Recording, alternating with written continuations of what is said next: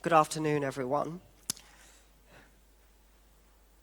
We cannot end online harassment unless we understand what it is that actually causes it. There are a number of myths that percolate in our societies about online harassment. Every single one of us in this room, I would wager, has heard that anonymity is one of the primary causes of harassment, or that people harass because they're anonymous, or that anonymity plus a computer equals antisocial behavior.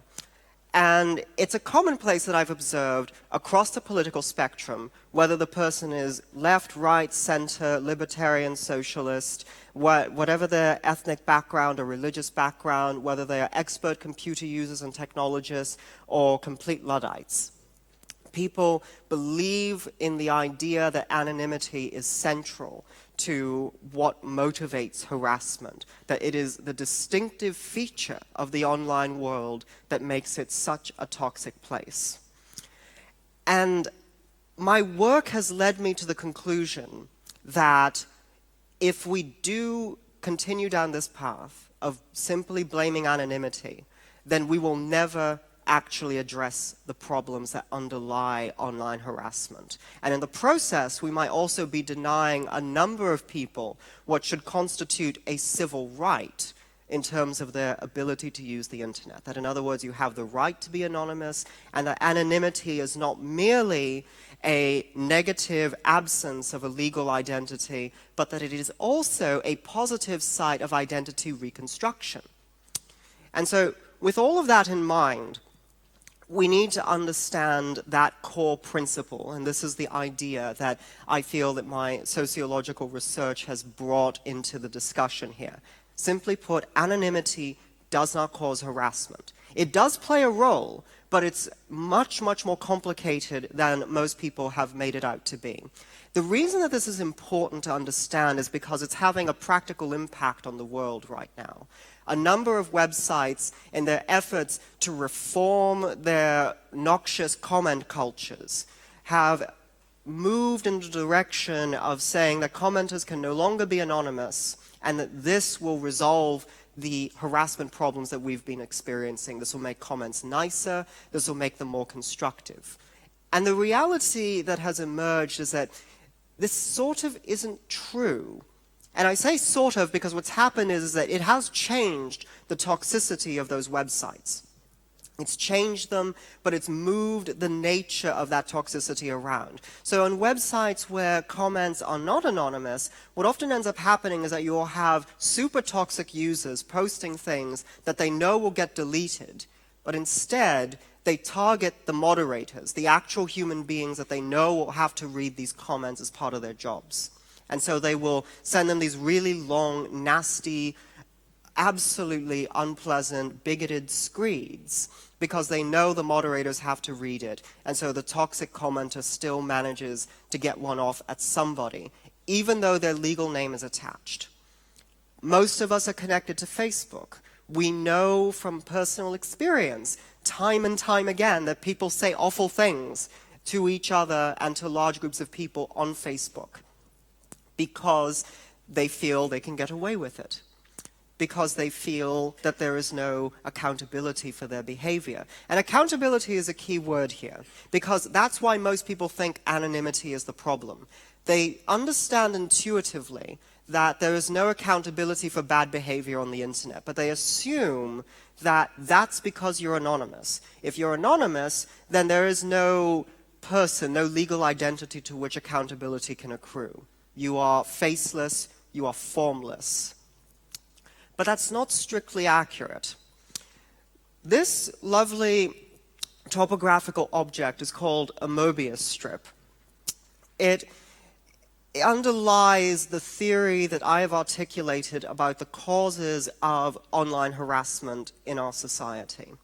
So a Mobius Strip is a single-sided mathematical object with one side and one edge that gives the illusion of having two. And it's a useful tool that has come up again and again in psychoanalytics and philosophy and so on to explain how something that is contradictory can nevertheless exist in harmony. That something that is seemingly opposed with two sides can nevertheless exist in a perfectly harmonious unity. So to explain how a Mobius strip works, we can enlist the aid of Mario here. And the nature of a Mobius strip is such that you can trace along whatever edge from any point that you choose and trace it in its entirety without ever lifting your finger or your pencil from the surface of the object. It has one side, even though it gives the illusion of having two. And this particular piece of artwork is by Spirit Green. Credit always where it is due. So why do I talk about the Mobius strip? Because the reality of online harassment emerges from the fact that we believe it is unreal, that we are socialized to approach the internet as a space of unreality. We are socialized by our media, we are socialized by our friends, our family members, our parents. I grew up with parents that were telling me that the people I talked to on the internet were not real. And these were parents that wanted to take care of me, that loved me, and they were also not terribly interested in technology. They were not the, hyper clued in, plugged in millennials or whatever the latest scapegoat is of the press these days. They were of the baby boomer generation, and they just thought that the internet wasn't real. And they and millions of other parents have raised their children with exactly the same idea. And we transmit that notion in our everyday conversation. IRL is what we say when we're talking about anything that is not on the internet. IRL, in real life. With the implicit assumption being that what happens on the internet is not real, is somehow less material. This assumption undergirds a lot of online harassment, because people believe that their targets are not necessarily real people or are not whole people. We apprehend avatars on the internet as being akin to non-player characters in a video game, as being unreal. And so why the Mobius strip? Well, because there has to be a way to explain a fundamental contradiction with online harassment. Online harassment is a profoundly motivated phenomenon. People really want to do it, and partially because they believe that they're accomplishing something. It's not just something that is done for the sake of having a quick laugh.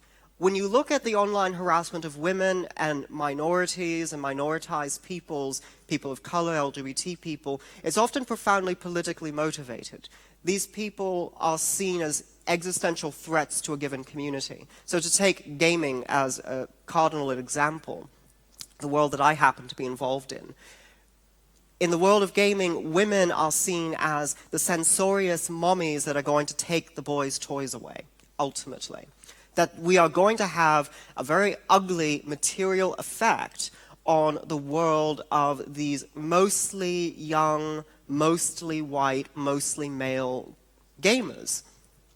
And so you might then ask, well, if that's true, then where does the unreality bit comes in? These people clearly, the harassers clearly see a threat. They see an existential threat to their way of life, to a material space that they exist in. Where does the unreality come in? Well, that's where the Mobius strip comes in. This is the Mobius strip of reality and unreality. A sociological form that describes the approach that people take to interaction online, where things are real when it is convenient and unreal when it's not convenient for them. And so what ends up happening is that on the one hand, women can be perceived as real enough to constitute an existential threat. But because they are apprehended through the medium of the interfacing medium of the internet, we are seen as sort of akin to celebrities in a way. Think about celebrity gossip culture. You don't think of the people staring out from those magazines necessarily as fully real people. You think of them as sort of simulacra of themselves. as someone whose life you can pick apart because the media allows you to do so. Their lives are invaded. Their lives are splashed all over the front pages of magazines and newspapers and so forth. That culture of celebrity, that dissociation between the actual human being and the public persona that is created of them, that's as old as mass media. What's different about the present is that the internet allows for that celebritization to occur for almost anyone, but without the benefits of celebrity. So no limousines, no security detail, no people to open your mail, and so forth. And that's the interface through which much online harassment occurs. People see the target of online harassment as existing in a reality sufficient enough to constitute perhaps a threat or someone who is having a material impact on the world that needs to be stopped. Think about all the conspiracy theories surrounding feminists, right? All the nasty things that we're supposed to be doing to the world, to the criminal justice system, to education, to the internet, etc. They believe we're having a real impact, but we're not apprehended as real on the internet. And that's not necessarily because these harassers are inherently awful people in and of itself. It's something that we're all trained to do. When we look at someone on the internet, their avatar, their little picture that comprises their Twitter avatar, they come to us as words on a screen. If we play an online video game, they come to us as a 3D avatar with mystical connotations and affections and so forth. It's hard to look at, say, a World of Warcraft avatar of a troll with blue skin and tusks and think that's a real person behind that, a real human being like myself. You instead approach them as, again, an NPC in a video game. They are seen as existing in this strange liminal space between reality and unreality. And so that's where anonymity then comes in. It can occasionally inflect the resulting harassment. Sometimes anonymous harassers may be more explicit, may be more brutal. But if you look at what's actually occurring in terms of ginning up online hate mobs, who's responsible for it, and so on, what you find again and again is that the harassers, say, for instance, people who make online hate videos that target people like Anita Sarkeesian, for instance, who many of you have just heard speak now, they're not anonymous. They're well known. They have legal identities. They have jobs that are known to the public, and yet they get away with what they do. The reason for this, very simply, is because there is a lack of accountability that emerges from the fundamental belief that the actions they take on the internet are just words and not real. And there are a welter of moral and ethical justifications that enter into the frame as well.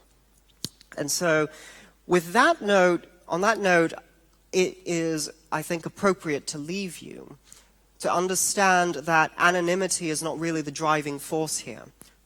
Anonymity is one of many things that can inflect online harassment. But much more important is what psychologist John Suler called the dissociative imagination, where we distance ourselves and our sense of moral and personal and physical responsibility for our actions every time we sit behind a keyboard. There's a distancing effect that occurs when we use the internet that has nothing to do with anonymity. If we get rid of anonymity from the internet, just tomorrow, waved a magic wand, the toxicity problems that we are all concerned about would remain. And we have to think of smarter solutions. Our virtual future depends upon it. Thank you.